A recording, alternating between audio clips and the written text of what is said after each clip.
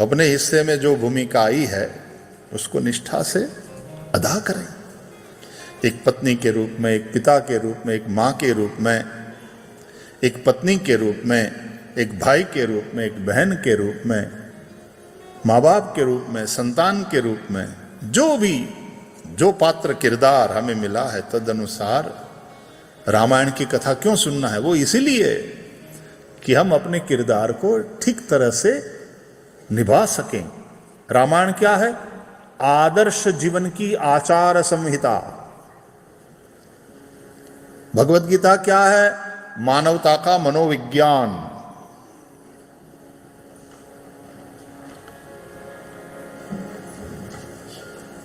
इसलिए तो हम इतनी बड़ी संख्या में यहां एकत्र होकर के सत्संग कर रहे हैं। क्यों सत्संग की जरूरत है? ताकि हमारे विचार ठीक हों। याद रहे, you are nothing but bundle of thoughts.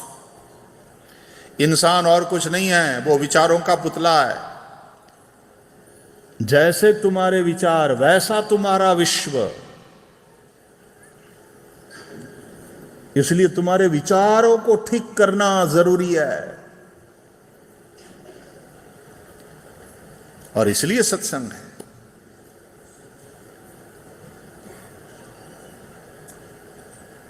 वो लोहे को भी आकार दिया जा सकता है, मूर्तियां बनाई जाती हैं,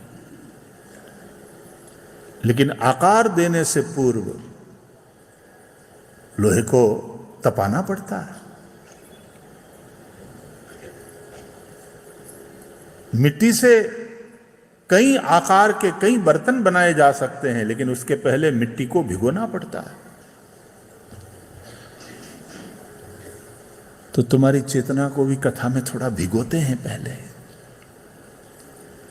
फिर मिट्टी को गौंदते हैं, फिर एक आकार दिया जाता है।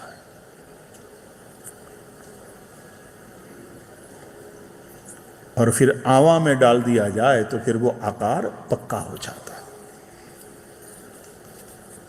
अब उस घड़े में पानी भर सकते हो।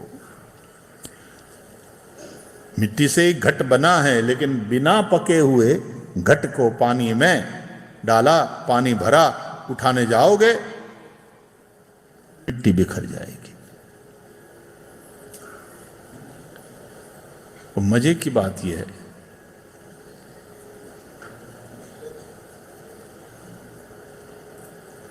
आवा में पका हुआ मिट्टी का घड़ा अग्नि में बहुत तपा, पक गया। वो फिर अपने भीतर के पानी को शीतल करता है।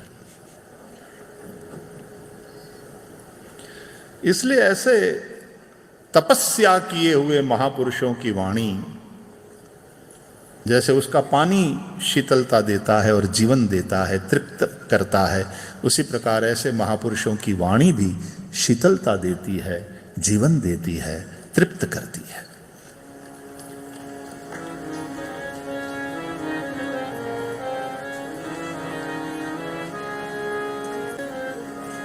तेरी आरती का दिया बनूं, यही है मेरी मनोकामना। मेरे प्राण तेरा ही नाम लें, ओ कर मन तेरी ही आराधना। गुणगान तेरा ही मैं करूं, गुणगान तेरा ही मैं करूं। मुझे वो लगन भगवान दे, मैं तो कब से तेरी शरण में हूँ। मेरी और तू भी तो ध्यान दे, मेरे मन में जो अंधकार है मेरे ईश्वर मुझे ज्ञान दे, मैं तो कब से तेरी शरण में हूं।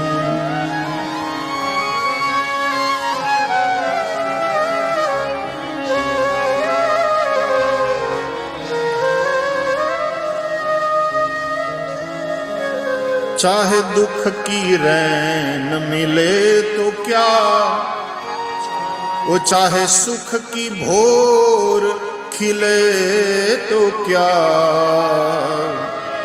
पतझर में भी जो खिला रहे, मैं वो फूल बन के रहूं सदा।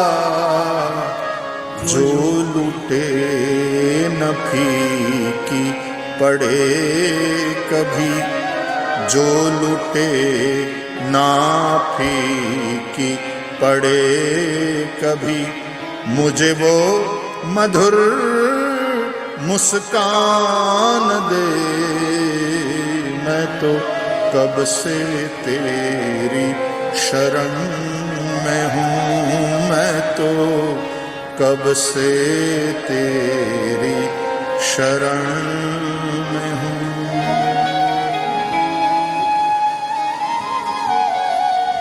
इस प्रकार के पद हों, ऐसी प्रार्थना हो प्रभु से कि वो कोढ़िया के कोढ़ मिटावती माता और बांझ को पुत्र देती माता आदि आदि भजन बहुत गाए जाते हैं। धड़ल्ले से कैसेट बिकते हैं। ठीक है, हमारा भिखारीपना तो मिटेगा नहीं, बस चाहिए चाहिए चाहिए, सब चाहिए। ठीक है, उसमें कोई इतनी बुराई भी नहीं। पराम्बा भगवती से अपनी मां से न मांगे तो किससे मांगे, लेकिन कुछ मांगना ही है तो उत्तमोत्तम वस्तु मांगते चले जाओ ना। महादेव ने भी मांगा, बार बार बर मागऊं हर्षि देहु श्री रंग पद सरोज अनपायनी भक्ति सदा सतसंग। तुलसीदास जी ने मांगा राम जी से, नान्या स्पृहा रघुपते हृदये स्म दीये, सत्यम वदामि च भवान अखिलांतरात्मा, भक्तिम प्रयच्छ रघुपुंगव निर्भराम में, कामादि दोष रहितम कुरु मान संच। रामायण में श्री भरत जी ने तीर्थराज प्रयाग से मांगा, अर्थ न धर्म न काम रुचि, गति न चाहूं निर्बाण, जन्म जन्म रति राम पद यह वरदान न आन।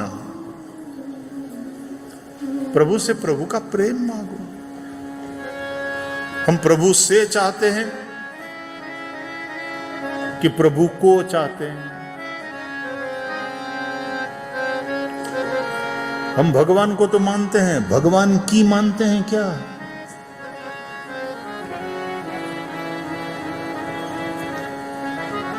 आप भगवान में मानते हैं?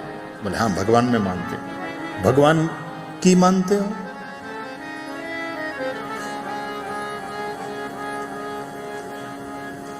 भगवान से चाहते हैं, भगवान को चाहते हैं क्या?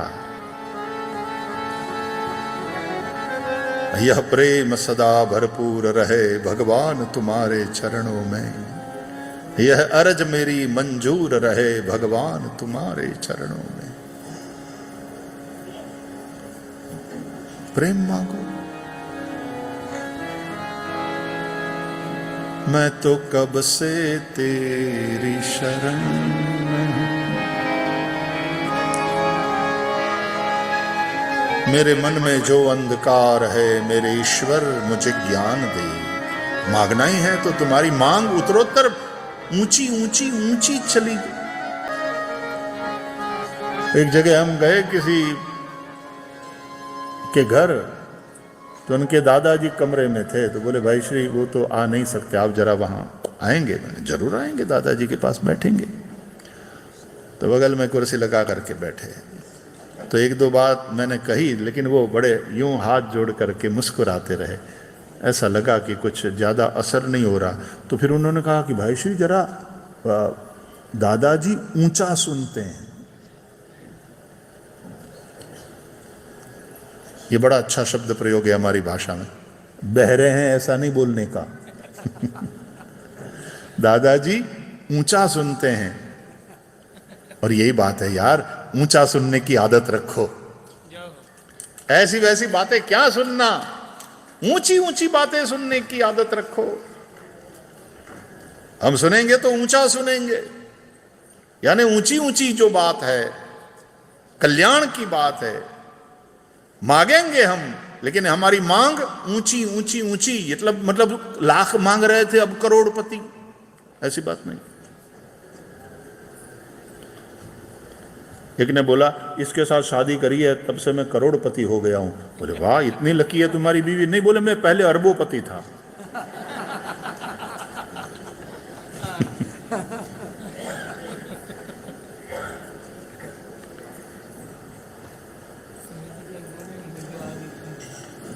ऊंचा सुनना, क्या ऐसा वैसा नहीं सुनना। अब जो कल्याण की बातें हैं वही सुननी, ऊंचे विचार मिले। इसलिए वेद कहते हैं भद्रं कर्णे भी शृणुयाम देवा, भद्रम पश्येमाक्षभिर्यजत्राः, स्थिरैरंगैस्तुष्ट्वाग्मुसस्तनूभिः व्यशेम देवहितं यदायुः। ऊंचा सुनो, भद्र सुनो, जिससे तुम्हारा कल्याण होने वाला हो, ऐसी बातें सुनो। ऊंचे लोग ऊंची पसंद। हाँ, पसंद ऊंची रखो। तो ये वाला जो हिंदी भाषा में शब्द प्रयोग है ना कि भाई श्री थोड़ा ऊंचा बोलिए, दादाजी ऊंचा सुनते हैं, उनके बात बढ़िया है, हमको भी ऊंचा ही बोलना पड़ेगा क्योंकि उनको ऊंचा सुनने की आदत है। जिनको श्रेष्ठ सुनने की आदत होती है तो फिर सुनाने वाले को भी श्रेष्ठ देने के लिए अभ्यास करना पड़ता है, स्वाध्याय करना पड़ता है। ऐसी वैसी बातें नहीं सुनेंगे, ऊंची बातें।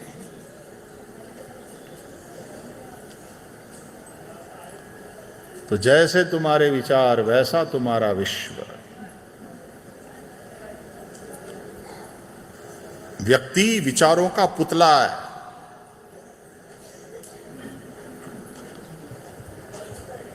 विचार बहुत महत्वपूर्ण है। तो ऋतं वदिष्यामि सत्यं वदिष्यामि,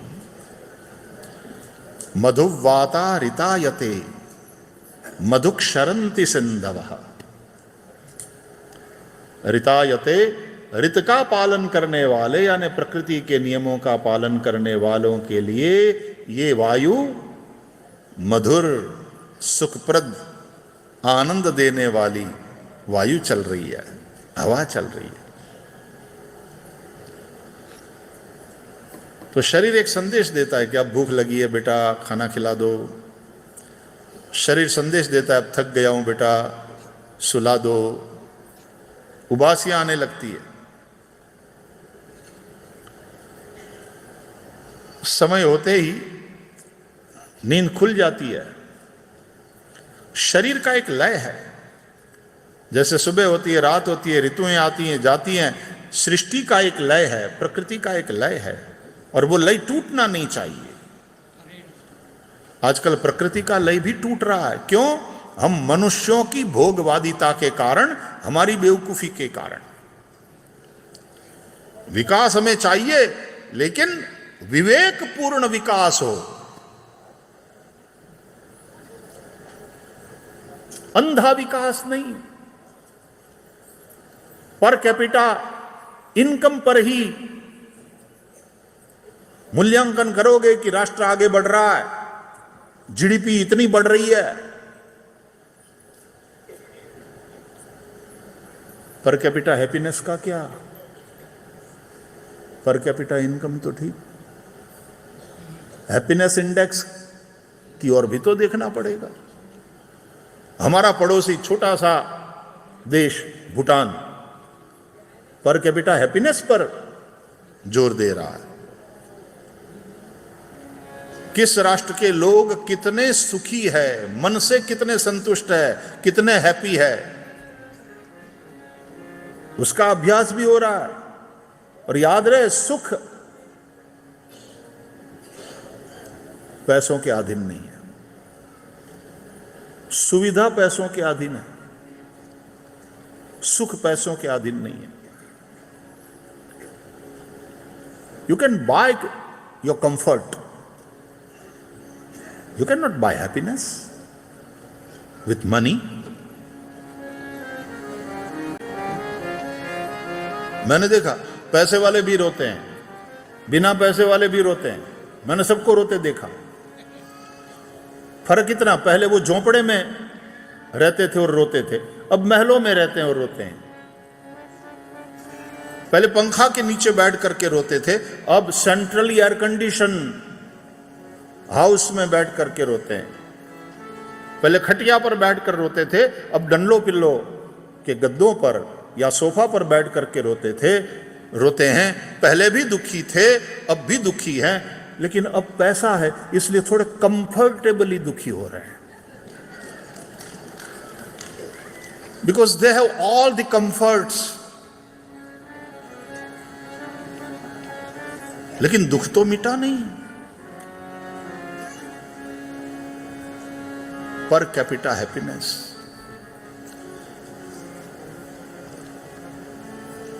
कभी कभी जो जंगल में रह करके साधना करने वाले और भिक्षा के अन्न से ही पेट भरने वाले किसी साधक, किसी साधु के जीवन में जो आनंद है, वो आनंद इतने संसाधनों के बावजूद हमारे पास, संसारियों के पास नहीं होता। जो आनंद संत फकीर करे, वो आनंद नाही अमीरी में, सुख दुख में समता साधर। इसका मतलब अमीरी खराब चीज है, प्लीज इसका ऐसा अर्थ मत करना।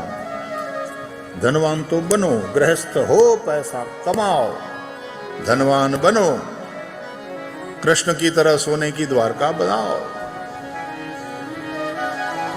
नीति से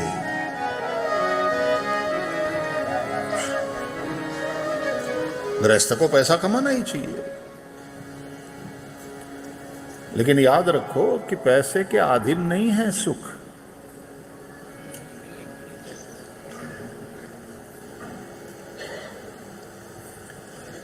तो ऋत का पालन करो, सृष्टि का लय ना बिगड़े,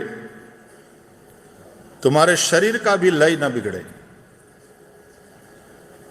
जब भूख लगती है तब नहीं खाओगे और बिना भूख के खाओगे, दोनों परिस्थिति जब लंबे समय तक चालू रहेगी, बीमार हो ही जाओगे। जब नींद आ रही है जोरों की, नहीं सोओगे, तो फिर जब सोओगे तो नींद नहीं आएगी, फिर गोलियां खाना पड़ेगा।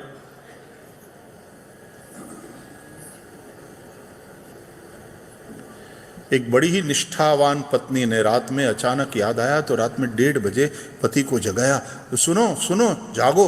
वो एकदम नींद में था। बोले क्या हुआ? बोले आप नींद की गोली लेना भूल गए, पहले दवाई ले लो। सॉरी आज मैं आपको दवाई देना भूल गई। अरे सोया हुआ है महाभागवान। बोले नींद की गोली दवाई देना भूल गई।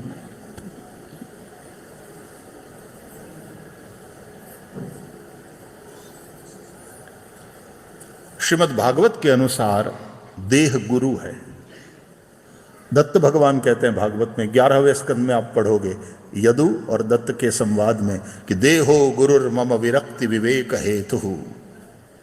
देह गुरु है और शरीर कहता है गुरु की आज्ञा मानना चाहिए। शरीर कहता है बेटा भूख लगी है खिला दो, इसलिए कहते हैं शतम विहाय भोक्तव्यम, 100 काम छोड़ करके भोजन कर लो।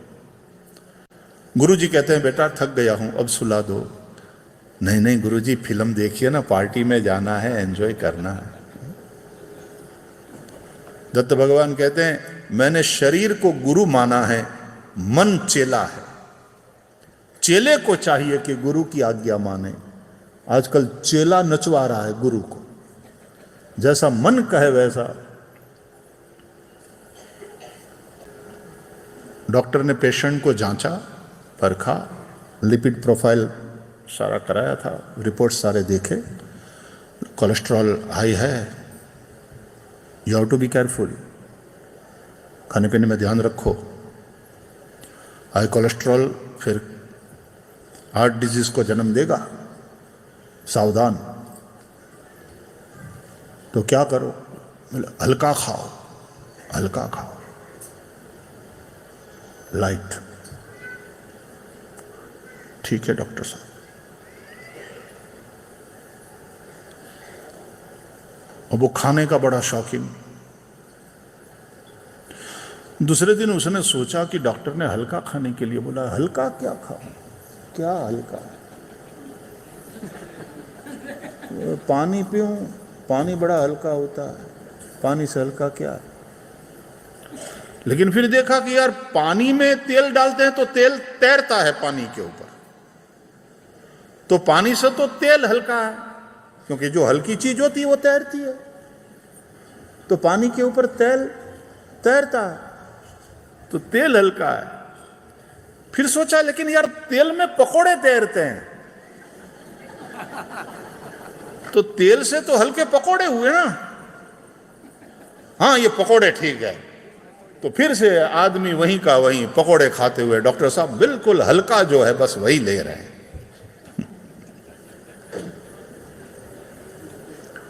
मन को पसंद है, शरीर को अनुकूल नहीं है, तो मन मनमानी करता है। शरीर गुरु है, लेकिन गुरु से मनवाता है, नहीं नहीं गुरुजी मजा आएगा, आप एंजॉय करो।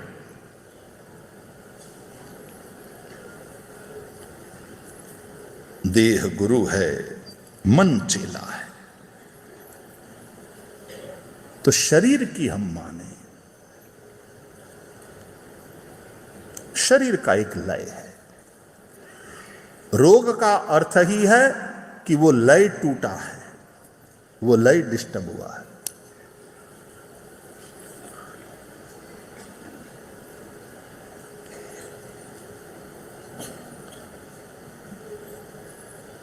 क्लाइमेट चेंज हो जा, डिस्टर्ब होता है, नेचुरल कैलेमिटीज आती है। क्यों? ये प्रकृति का लय टूटा है। क्यों टूटा? हमने प्रकृति के साथ छेड़खानी करी।